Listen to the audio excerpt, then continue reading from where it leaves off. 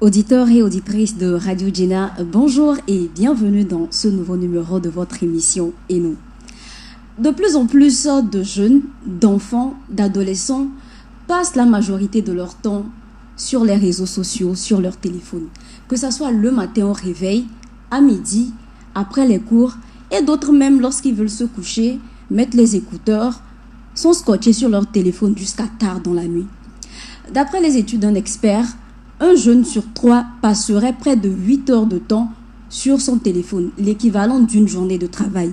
Et cela s'explique par l'accessibilité à Internet, dont les coûts sont de plus en plus abordables dans nos sociétés à travers les Wi-Fi zones et autres.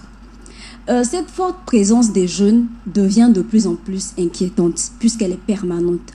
Quelle solution pour éviter cette addiction des jeunes, des ados et même maintenant des enfants sur les réseaux sociaux? Eh bien, Et nous aborde cette question dans ce nouveau numéro avec notre invité du jour. Chers auditeurs, rebonjour. Samira, sois la bienvenue. Bonjour Michel, j'espère que tu vas bien. Je vais très bien. Comme je le disais, nous abordons aujourd'hui la question de la forte présence des jeunes sur les réseaux sociaux. En effet. Avec vous, Samira Amadou, les auditeurs aimeraient vous connaître. Alors, bonjour tout le monde, je suis Samira Amadou, ingénieure réseau télécom en formation. D'accord. Alors, Samira, la tendance de nos jours, c'est d'offrir des téléphones, des tablettes, des ordinateurs aux enfants. Ouais. Qu'est-ce que tu en penses? Déjà, moi, je pense que c'est une très bonne chose pour commencer. Parce que le but, avant, par exemple, pour les vacances, on avait droit à des billes, à des petits caoutchoucs avec lesquels on jouait. Mais maintenant, on a beaucoup plus de variété parce que sur nos tablettes, sur les smartphones, on a beaucoup d'autres jeux divertissants et qui sont aussi instructifs. Donc, déjà, à la base, c'est une bonne chose. Mais c'est l'utilisation qu'ont fait les jeux. C'est ça qui est inquiétant. Par exemple, quand un enfant passe toute la journée devant son smartphone et puis le soir aussi devant le smartphone parce que peut-être les parents ne rentrent pas tôt, même les week-ends, il est sur son smartphone. Donc, c'est en permanence. Et il faut voir le contenu des choses que ces enfants-là suivent. C'est ça le plus important et le plus inquiétant. Parce que les contenus, aujourd'hui, tout le monde a facilement accès à tous les sites. Oui. On sait aujourd'hui que... Parce que déjà, il y a la connexion à la maison, gratuitement. Donc, c'est pas comme si tu étais limité. C'est pas comme si tu avais un forfait de 200 francs qui allait finir dans une heure. Voilà. Donc, tu as la connexion toute la journée et tu as accès à énormément de sites. Donc, c'est pas contrôlé, en fait. Parce que le contrôle parental n'y est pas. Les enfants sont livrés à eux-mêmes. Donc, il y a cette curiosité humaine là que nous tous nous avons d'aller fouiner, d'aller chercher un peu. Donc les enfants sont exposés à tout et à n'importe quoi. Les réseaux sont en train d'éduquer en quelque sorte des enfants et ça fait peur. Aujourd'hui, nous allons parler essentiellement de l'utilisation. Est-ce que vous avez parlé de cette de cette permanence-là des jeunes sur les réseaux sociaux?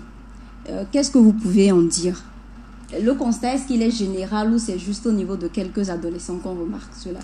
Non, actuellement, les gens sont, on va dire même qu'avant, vous savez, quand un enfant a un nouveau vélo, oui, les enfants du quartier sont jaloux. Et actuellement, on est jaloux parce que l'autre a une tablette plus grosse que la mienne. Oui. Voilà.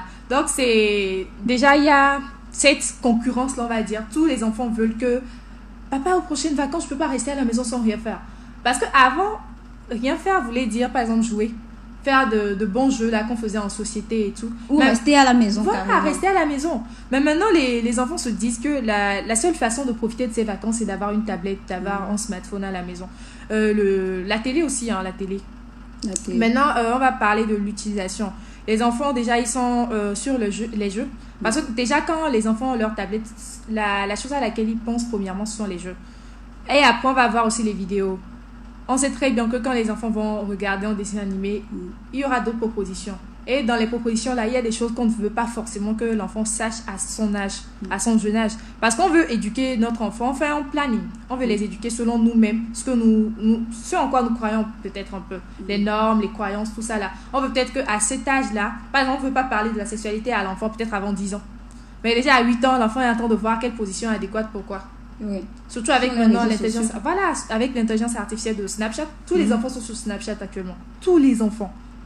Oui, parce qu'il y a des films qui les intéressent, les petits singes, les petits lions, vous voyez un peu. Les fleurs. Voilà. Donc les enfants, ça intéresse les enfants. Et maintenant il y a même une journaliste récemment qui parlait, je sais plus, je me rappelle plus de son nom, qui parlait de l'intelligence artificielle de Snapchat. Comme quoi elle avait envoyé un message à son IA. Et l'IA, elle avait envoyé un message comme quoi elle a 13 ans, elle a un sugar daddy, elle veut passer à sa première relation sexuelle, de lui donner des conseils. Et l'IA lui a vraiment donné ces conseils-là. Elle a 13 ans. 13 ans. Tu imagines un peu. Donc ça a soulevé les gens, comment dire, les parents. Ils se sont affolés quand même parce que nos enfants, nos petits frères sont sur Snapchat. Tout le monde est sur Snapchat actuellement. Donc ils ont fait un petit procès là, on va dire, à Snapchat. Et bon, on va même pas dire un procès, mais les gens quand même les ont interpellés. Et là, ils ont révolté. Les gens se sont révoltés. Bien sûr, parce que c'est une Africaine qui a fait ça en fait. Donc déjà, tu vois comment nous les Africains, même on est sur les réseaux. Oui. Voilà, les enfants sur Snap et en plus on est en vacances. Donc la dame a dit que elle va, voilà, Snap a dit maintenant, avant de comment dire, installer Snapchat, on demande les informations. Donc on voit l'âge. Voilà, donc on voit l'âge. Donc on va paramétrer l'IA en fonction de l'âge. C'est ce qui a été décidé actuellement.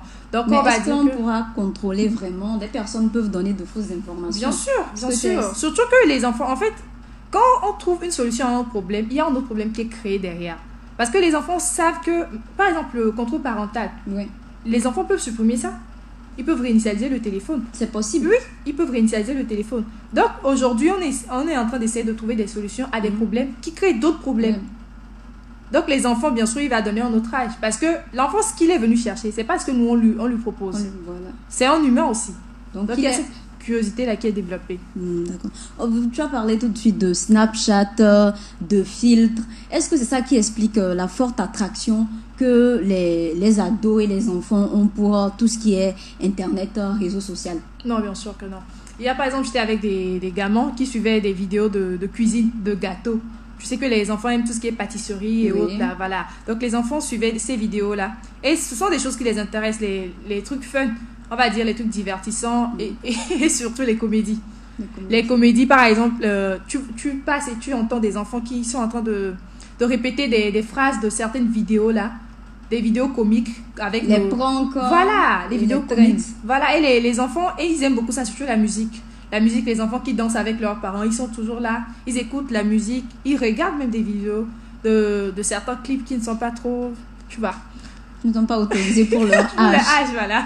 Donc c'est un mélange de tout. Voilà. L'attractivité vient du fait qu'on écoute, on veut la musique, les jeux, applications offrent beaucoup de choses, des choses assez divertissantes.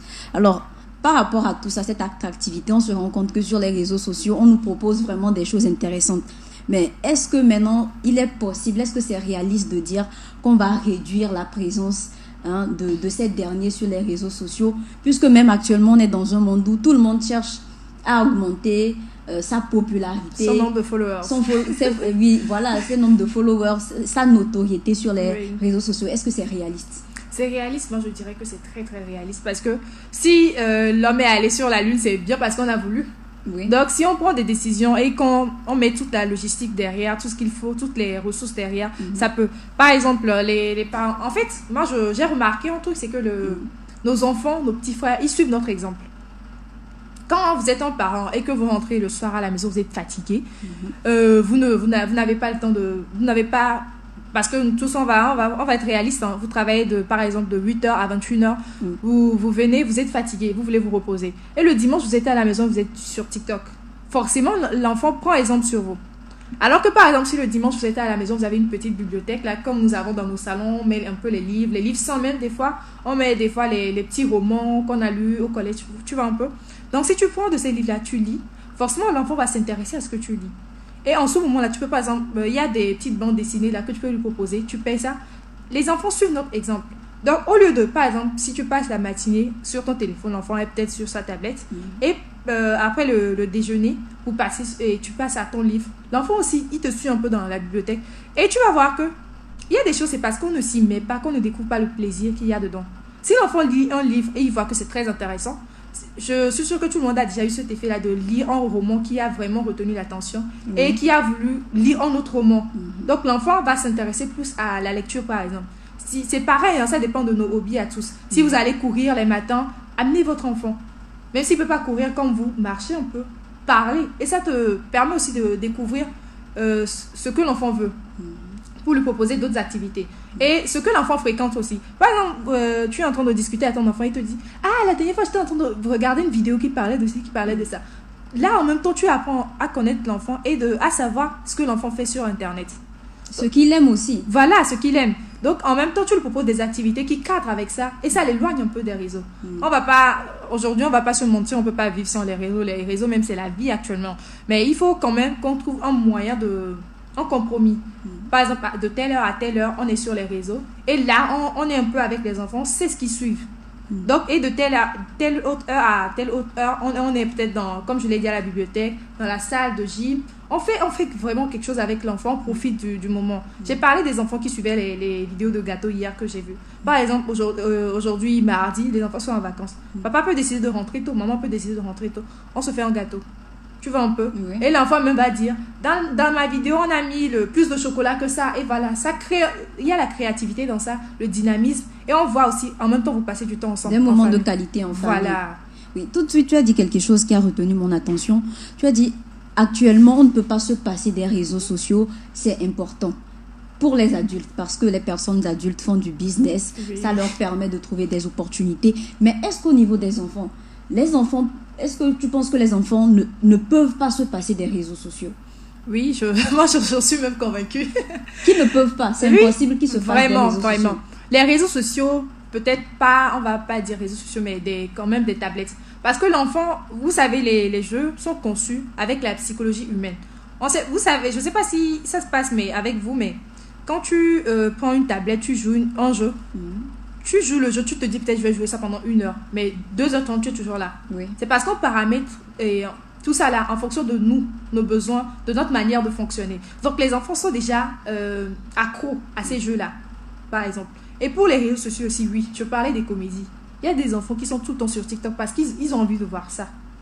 Ils ont envie de voir les vieux chants là qu'on chante à l'école, ce genre de choses. Donc ils sont un peu accros à ça. C'est vrai qu'ils peuvent toujours s'en défaire, mais ce serait très compliqué. Parce que déjà, ils n'ont pas quelqu'un pour être avec eux. On sait aujourd'hui que tout le monde est occupé. Les grandes sœurs, les grands frères, les parents, tout le monde est occupé.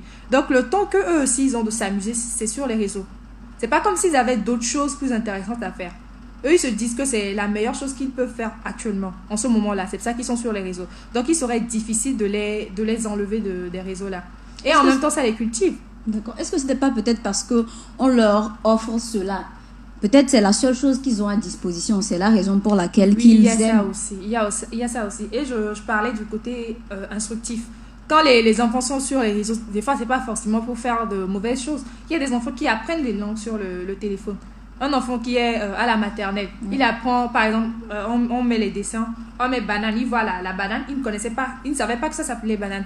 Ils voient le nom, donc ils apprennent aussi sur les réseaux. C'est pas forcément mauvais pour eux. En tant qu'experte en réseau de télécommunication, selon toi, tu penses qu'un enfant, un jeune enfant, un adolescent, peut-être enfant de 8 à 15 ans, doit être sur combien d'applications minimum? Déjà, ça va dépendre des applications. Là, tout de suite, je ne peux pas citer certaines applications, mais déjà, il faut que ça soit la majorité. Si on prend, par exemple, 5 applications, 5 même, c'est trop, mais bon. Si on prend 5 applications, on doit avoir 4, voire 3, et voilà, 3 voire 4 applications qui doivent être instructives. Ça doit être des applications qui les forment. Et peut-être l'autre application sera pour écouter des musiques, suivre des vidéos et s'amuser. Pour se divertir. Voilà. Donc, à peu près 4. À peu près 4. Il ne risque pas de passer beaucoup de temps si on a 4 applications. Non, en fait, les 4 applications ne seront pas utilisées tous les jours. Par exemple, aujourd'hui, de lundi à dimanche, il va répartir en fonction de lui-même ses besoins. Oui. Maintenant, le constat, comme on le disait, est que beaucoup de ces ados, des jeunes, des enfants, passent assez de temps, la majorité de leur temps sur les réseaux, même près de 8 heures de temps par jour, d'après les études de l'expert dont je parlais. Quelles peuvent être les conséquences à long terme du fait d'être exposé chaque jour à l'écran, à la lumière de l'écran, au téléphone? Déjà, il y a des raisons médicales. Tu as parlé de lumière de l'écran. Il y a les yeux. On voit qu'aujourd'hui, déjà à 15 ans, tout le monde porte des verres. C'est parce que c'est fragilisé, on va dire. Je ne m'y connais pas trop. Mais en termes médicaux, il y a la lumière qui vient directement. C'est pour ça que la télé, quand vous voyez la télé fixée sur le mur et le canapé est peut-être installé derrière, la télé n'est pas en même temps devant nous. C'est à cause de toutes ces lumières-là. Et aujourd'hui, tu l'as dit, les enfants dorment avec leur téléphone, donc il y a beaucoup plus de proximité avec leurs yeux. Donc il y a le côté santé.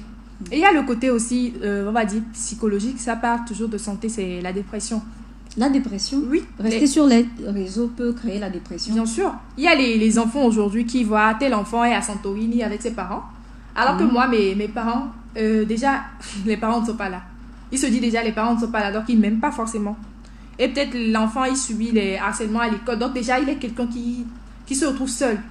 Et avec ces réseaux-là, il voit d'autres personnes qui sont heureuses avec leurs amis en vacances. Oui. Leurs parents en vacances. Alors que lui, par exemple, ses amis le maltraitent, ses parents ne sont constamment pas là. Donc ça crée une certaine frustration qui amène aux dépressions. Même pour les enfants. C'est pour ça qu'aujourd'hui, on a beaucoup plus de jeunes, d'adolescents qui sont dépressifs. Parce qu'ils comparent leur vie à celle des autres. À celle des autres sur les réseaux, alors que c'est pas forcément vrai. Hein.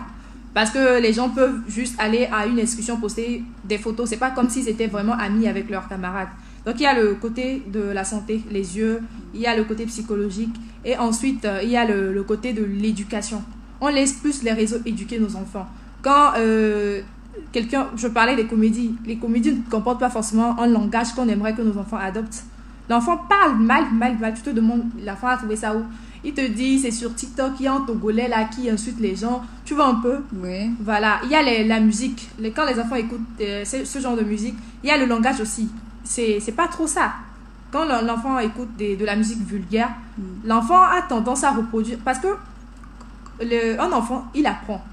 Donc, tout ce que... C'est ça on dit, hein, quand les enfants sont petits, quand l'enfant insulte quelqu'un, on dit que c'est ce qu'il a entendu qu'il dit en fait. Donc s'il n'a jamais entendu ça, il ne peut pas dire ça. Donc les enfants se mettent à reproduire ce qu'ils écoutent, ce qu'ils voient. Quand les enfants portent des choses bizarres, parce qu'il a vu ça sur les réseaux sociaux, c'était tendance. Lui va porter ça où vous allez l'insulter. Effet de mode. Voilà. Il y a tous ces trucs-là qu'il faut voir. Ensuite, il y a aussi les enfants qui sont éloignés des parents, de leurs camarades, parce qu'ils sont tout le temps avec leur téléphone. Donc, on ne sait pas ce qui se passe dans leur vie. Ce sont des enfants, il est dépressif, même on ne sait pas. C'est après, on le voit maigrir, on se pose des questions, mais vu qu'il ne passe pas de temps avec les gens ne savent pas concrètement ce qu'il a. D'accord. Parlons de ces enfants qui s'isolent, voilà, qui s'éloignent et qui sont introvertis. Le constat est également que l'absence des parents et l'indifférence emmène ces derniers-là à se réfugier. Peut-être qu'on a un parent qui voyage beaucoup, on a un parent qui est tout le temps occupé en mission ou travaille 10 heures de temps par jour. Donc l'enfant ne reçoit pas de l'affection et à côté, il va sur les réseaux sociaux. Qu'est-ce que tu en penses? Moi déjà, je trouve que c'est très mal. Un jour, on était entre copines, on devait passer un moment de qualité et là, il y a une copine à nous qui est en train de parler avec son IA. C'est frustrant. Parce que justement, on a tout pas le temps, mais on a tout fait pour se retrouver, pour passer un moment. Et on allait bientôt repartir. Donc, c'est pas le moment de venir passer son temps sur le téléphone. Donc, c'est pas bien. Parce que l'homme, on essaie de cohabiter, on essaie d'apprendre. Il y a ces moments-là, par exemple, tu es tout le temps sur ton téléphone du matin au soir. C'est pas bien de reproduire ça chaque jour. Si par exemple tu passes toute une journée avec des gens, vous discutez, là ça te cultive aussi. Et puis ça t'apprend en même temps à vivre en société, en famille et tout. Mais développer je sais pas comment dire ça, une intelligence émotionnelle, de la sociabilité. Voilà, de la sociabilité. Mais quand tu es là, tout le temps sur ton téléphone, vous êtes même en groupe. Aujourd'hui, quand on va à une fête, même quand vous invitez des gens chez vous pour un anniversaire, les gens demandent le code du Wi-Fi. Il faut pas leur donner. Moi, tout le temps, je dis ça. Il faut pas leur donner parce que quand les gens viennent et puis prennent le code du Wi-Fi, c'est fini. Il n'y a plus d'ambiance. C'est fini. Tout le monde est dans son coin. C'est le DJ seul qui joue de la musique là-bas, c'est fini. Tout le monde est dans son coin parce que la personne va prendre une vidéo postée. La personne préfère répondre à un message que de te parler directement comme ça. Alors que ça, c'est pas bien. La base même du vivre ensemble, c'est de communiquer, c'est de parler, c'est d'échanger. Si on ne peut pas venir quelque part échanger, passer des moments de qualité, à quoi ça sert finalement la vie si les téléphones doivent remplacer l'humain? L'intelligence artificielle de Snapchat, c'est ce que ça fait normalement. Ça remplace ton meilleur ami, ça remplace ta confidente, ta maman, ton papa, ton psychologue, tu vois un peu. Même dans la description, quand tu vois ça, c'est un psychologue, c'est un ami, c'est tout. Ah bon, de Oui. lire? Voilà. Quand tu es en train de parler, il dit ça. Qu'il est ton meilleur ami, il est ton psychologue, il te donne des conseils. Il te donne des conseils, tu te demandes, il sort ça d'où?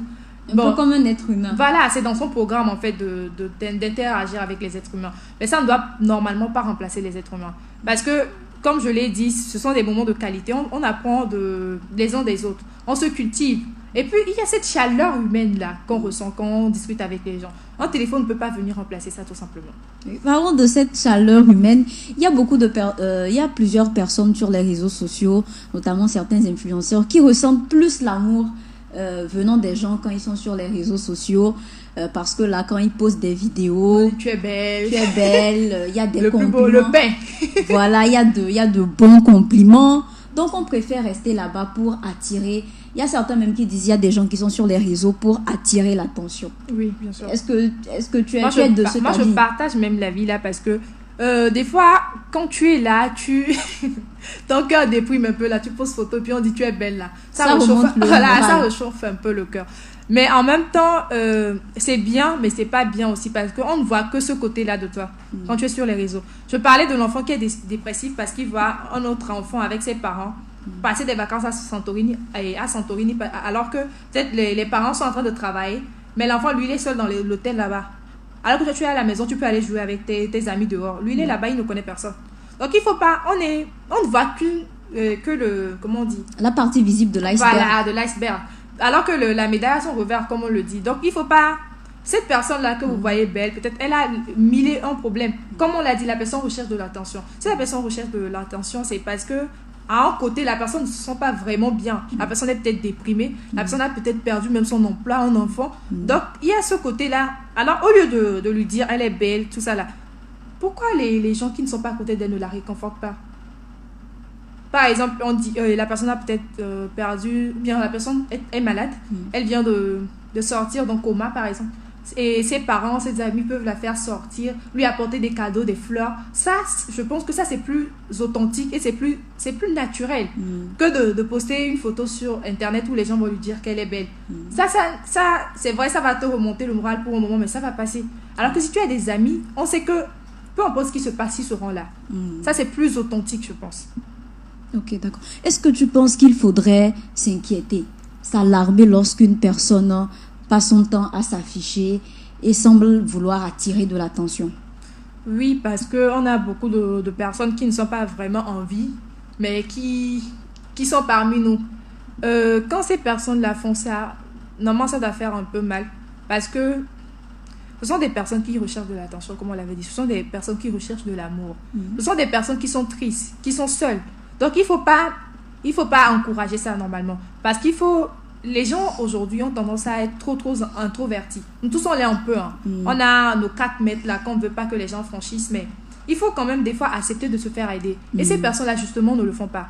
Ces personnes-là préfèrent envoyer des photos, on leur complimente et puis ça leur remonte un peu la morale. Quand ça va redescendre un peu, ils vont poster encore une autre photo. Tu vois un peu? Donc ça recommence. Et ces personnes-là finalement n'ont pas une vie de qualité. Ces personnes-là vivent juste pour les réseaux, juste pour les followers. Et ça, c'est déplorable. Parce qu'il n'y a pas cette qualité de vie là, il n'y a pas cette chaleur humaine comme je l'avais dit. Et en même temps, les gens préfèrent ça. Parce que c'est plus facile de se cacher que d'affronter ces démons. On le dit toujours, les gens sont dépressifs, mais tu ne vas jamais les voir admettre ça. Les personnes là se disent que ça va passer, c'est juste un moment comme ça va passer. Alors que normalement, c'est pas bien du tout, il ne faudrait pas encourager ça. Ce sont des choses qu'il faut affronter. Ces personnes là, il faut les faire asseoir et puis leur parler. S'il faut trouver des spécialistes, si ce n'est pas encore développé, on peut toujours l'encadrer d'amour. Il faut que la personne se sente vivre en dehors des réseaux. Il faut que la personne comprenne qu'en dehors des réseaux, elle peut avoir une vie de qualité, une vie meilleure, une vie de joie, quoi. C'est ce qu'il faut leur faire comprendre. Un autre problème est que certaines personnes, notamment les enfants, les adolescents, ne disposent pas de moyens alternatifs de divertissement. Donc, ils passent beaucoup de temps sur les réseaux sociaux, on passe le temps à surfer sur Internet. Quelle option vous leur proposez? Quelle solution tu leur proposes? Moi, en fait, je trouve que c'est plus un problème de, comment dire ça, de culture.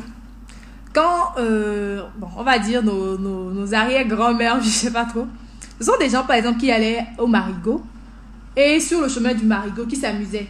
même au bord des lacs, des marigots, des fleuves, les gens s'amusaient.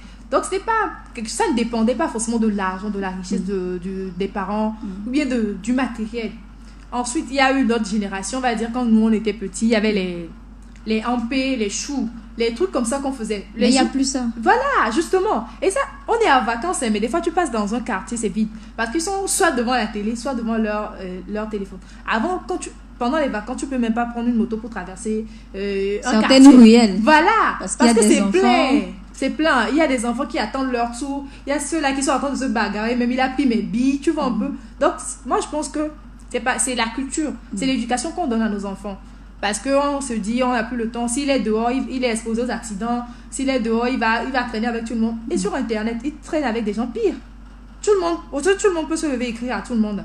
Ouais. Personne n'est à l'abri. Et puis, le téléphone de tes enfants, tu vas me tuer en danger.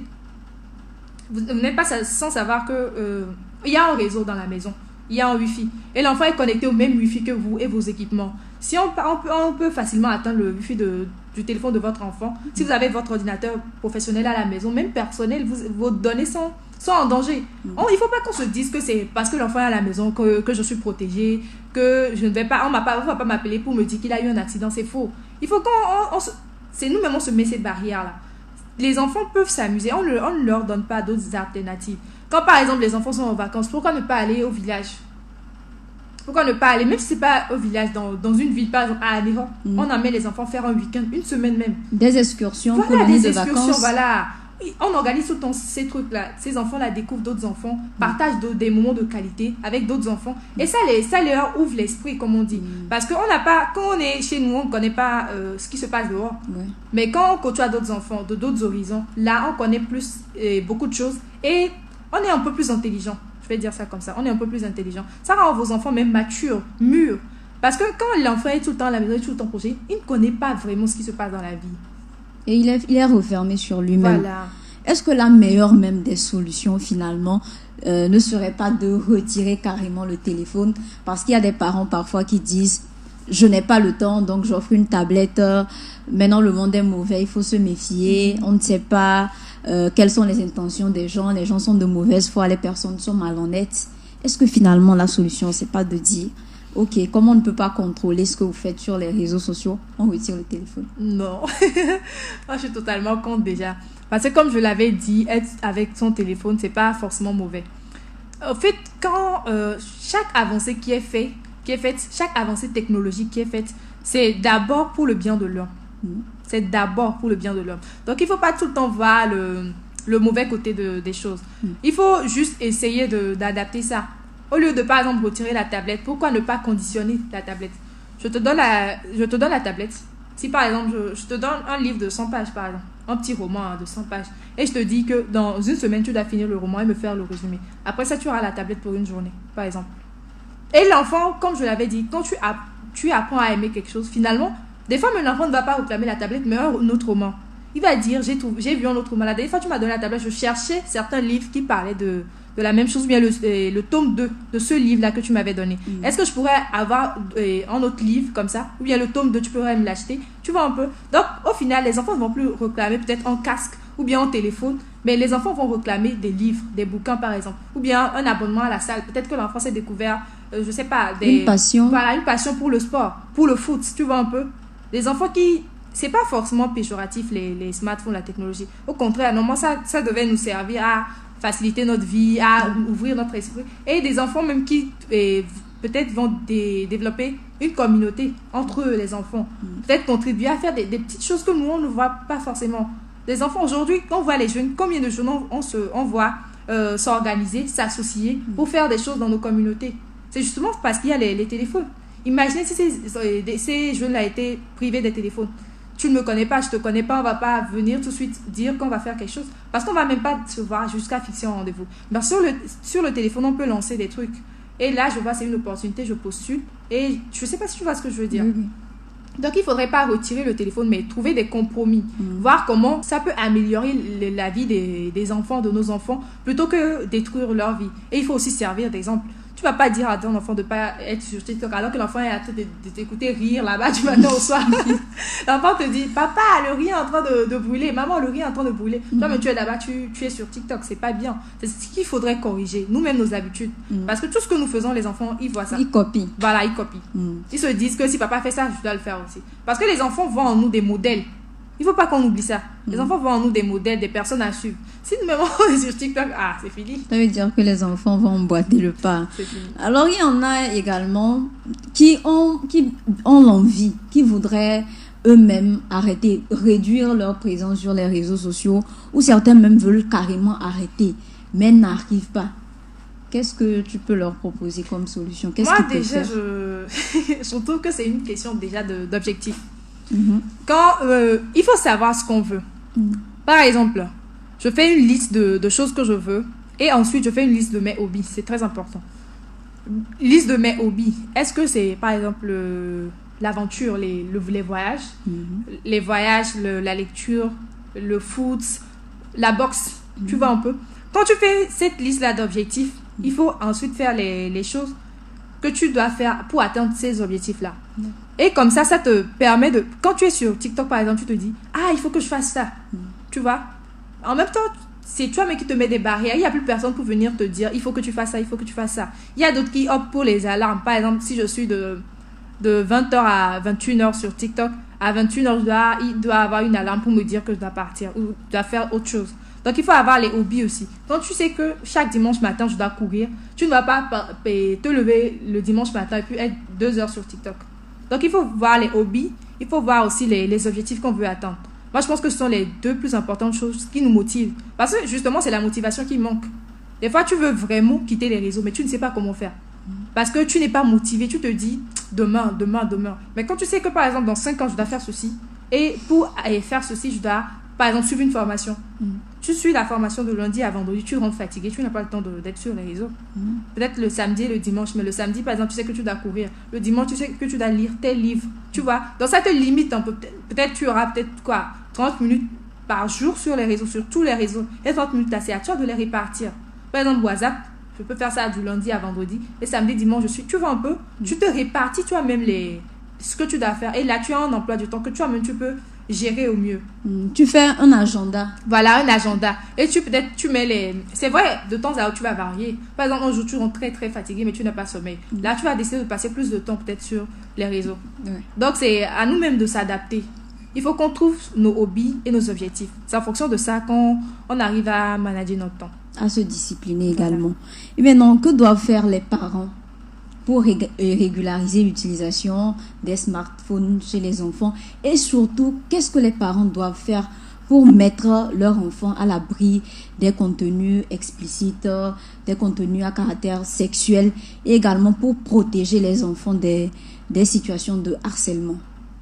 Ok, déjà, les parents, ils doivent savoir ce que les enfants veulent. Avant d'offrir une tablette à ton enfant, il faut savoir ce que l'enfant voulait même. C'est ça qu'il faut discuter avec l'enfant.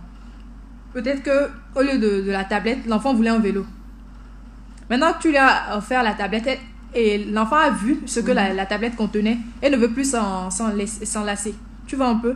Donc, il faut voir ce que l'enfant veut d'abord pour commencer. Ensuite, il y a les réseaux. Les réseaux sont déjà dans la vie des enfants, on n'y peut rien.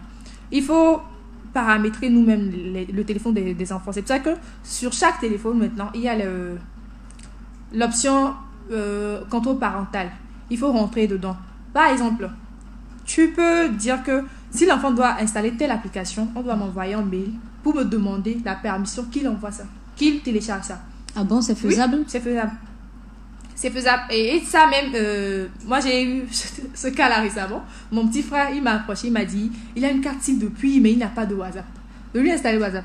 Et comment j'étais en train d'essayer d'installer WhatsApp, j'ai vu que on a écrit, demandez la permission à votre parent avant d'installer ce truc. Et je suis allée voir, mon père me dit, c'est vrai, il a reçu un message pour confirmer en fait. Donc il contrôle en quelque sorte le téléphone, même s'il n'est pas à la maison. Tu vois un peu? Donc ça, c'est très très important. Il faut qu'on sache ce sur quoi. C'est vrai que on se dit, non, les enfants ont le droit des enfants. Et l'éducation, c'est compliqué. Si on laisse n'importe quoi éduquer notre enfant, finalement, c'est l'enfant même qui va devenir notre parent. Oui. Donc, il faut contrôler ça. Le contrôle parental, il y a les applications, il y a les vidéos même. Parce qu'on sait que c'est quand tu vois une vidéo, la proposition qui va suivre dépend de la vidéo précédente que tu avais vue. Donc, il faut, par exemple, il y a des applications, même quand tu rentres dedans, on te demande c'est quoi ton style, qu'est-ce que tu aimes voir. Donc, toi-même, tu sélectionnes ce que l'enfant doit voir, par exemple. Même les dessins animés actuellement, il y a des dessins animés qu'on ne veut pas forcément que nos enfants voient. C'était pas les dessins animés innocents là que nous on regardait. Donc, il faut paramétrer tout ça. Quand on fait un compte Netflix à la maison, on laisse les enfants voir n'importe quoi.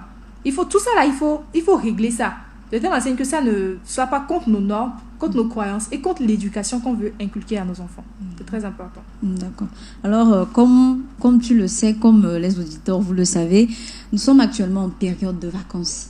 Maintenant, qu'est-ce qu'on peut faire, qu'est-ce qu'on peut proposer aux enfants, aux ados, qu'ils pourront faire pendant les vacances pour passer des moments de qualité, pour ne pas s'ennuyer et pour également apprendre de nouvelles choses. Apprendre de nouvelles choses, on va commencer déjà par ça. Il faut que l'enfant, il faut faire souvent des exercices de personnalité. Qu'est-ce que j'aime? Quand l'enfant, par exemple, il se découvre une passion pour les voyages, la lecture et, on va dire, voyage, lecture et puis sport. Par exemple, l'enfant peut faire une liste. J'ai 3 mois de vacances. Le premier mois, je vais aller à Balimé ou bien un village reculé là pour voir un peu comment ça se passe là-bas. Et l'enfant va discuter avec ses parents. S'il y a des personnes là-bas ou s'il y a les colonies de vacances qui sont organisées. S'il y a dans telle zone, tu préfères aller dans cette zone ou dans cette zone. Donc, par exemple, actuellement, il y a Evala. Oui. L'enfant est passionné par la culture, voilà. Donc, l'enfant peut dire, papa, il y a une nouvelle compagnie d'aviation, tout ça là. Et puis, j'ai jamais pris l'avion, tu vois un peu. Les enfants, ils arrivent à convaincre les parents, qu'on le veuille ou pas. Donc, l'enfant essaie de négocier avec le papa. Le papa dit, d'accord, je t'offre les vacances là. Et maintenant, au retour, peut-être, l'enfant peut dire, non, moi, je dois lire tel bouquin. Donc, le 2e mois de mes vacances, je fais ça. Le 3e mois de mes vacances, je me mets sérieusement au foot. Tu vois? Ou soit l'enfant peut dire, moi je suis passionné de pâtisserie, donc moi je vais me faire une formation en pâtisserie, en fast-food, tout ça là. Donc l'enfant apprend. Il y a des enfants qui font quoi? Les petites décorations là. Oui. Il y a des formations. Voilà. Oui, il y a des formations pour la déco, pour le bricolage. Les enfants qui aiment faire la peinture. Les enfants, tu vois, déjà même à la maternelle, on nous initie au dessin, à la peinture. À la peinture. Voilà, donc l'enfant, en grandissant, en fait, c'est même ça le but. Quand on nous fait faire ces trucs-là, c'est pour qu'on se découvre des talents. Si ça te va, bah, tant mieux. Si ça ne te va pas, tant pis. Donc, si l'enfant découvre que je suis bien en dessin, l'enfant peut décider d'approfondir ces connaissances-là. Parce qu'on a que normalement, on ne réalise pas, mais ces vacances-là, normalement, doivent être productives. C'est pas des vacances où on va dormir du matin au soir ou regarder la télé du matin au soir. Aller au concert, voilà. dans les chicha parties, d'adouer au pays. On s'en va là-bas comme ça. C'est pas normalement parce que on fait 9 à 10 mois à l'école. Oui. Donc, on n'a pas vraiment le temps de souffler, de faire des choses qu'on aime vraiment. Parce que aller à l'école, c'est pas forcément chaque jour que tu aimes ça. Peut-être tu y vas pour faire plaisir aux parents. Mais pendant les vacances, ces 3 mois-là, comment tu décides de les passer, ça te regarde. Donc, il faut essayer de négocier avec les parents, dire que je veux suivre telle formation en bricolage, telle formation en peinture, et c'est à toi de faire ça. Je vais aller à tel endroit. Il y a le musée, par exemple, l'enfant est passionné d'histoire, de culture. L'enfant va dire, par exemple, je vais aller à tel musée pour découvrir ça. Il y a ça, il y a ça, il y a ça. Tu vois un peu. Même si les parents ne sont pas disponibles, déjà, le parent même va voir le côté créatif de l'enfant et le côté responsable aussi de l'enfant. Parce qu'il va se dire, l'enfant pouvait rester là, dormir du matin au soir, ou bien sur son téléphone, mais l'enfant veut faire quelque chose de concret. Tu vois, et peut-être l'enfant va faire un tableau, même il va mettre au salon. Donc, les prochaines vacances, il planifie ça parce que le papa est fier de l'enfant.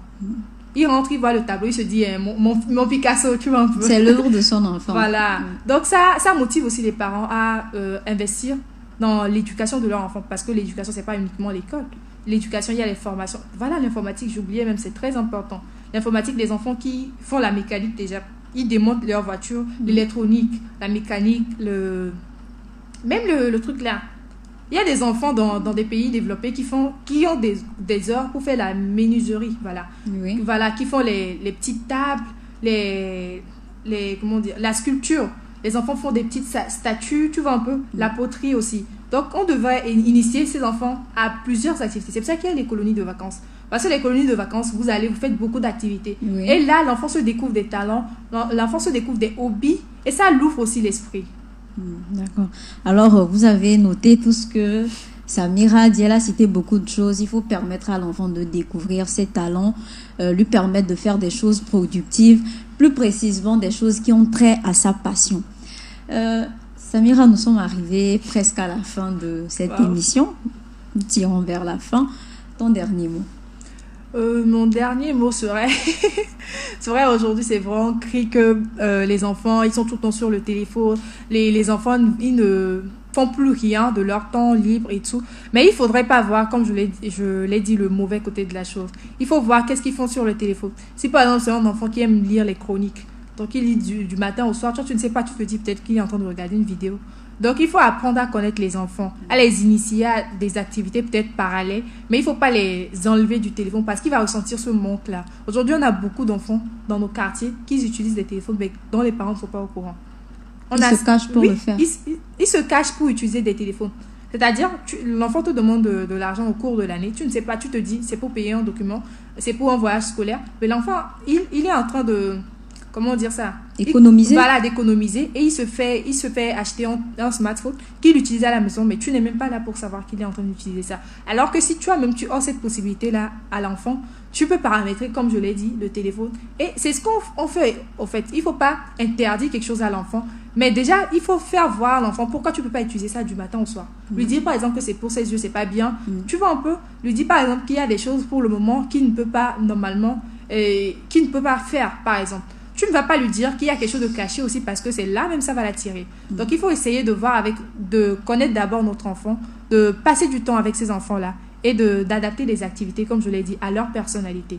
Comme ça, lire un livre ne sera plus, par exemple, une punition, mais ce sera une passion pour l'enfant. Aller courir les matins, ce sera plus comme si on lui coupait du sommeil, mais ce sera quelque chose de divertissant pour l'enfant. Non seulement il travaille son organisme, mais en même temps il se divertit. Et il prend plaisir.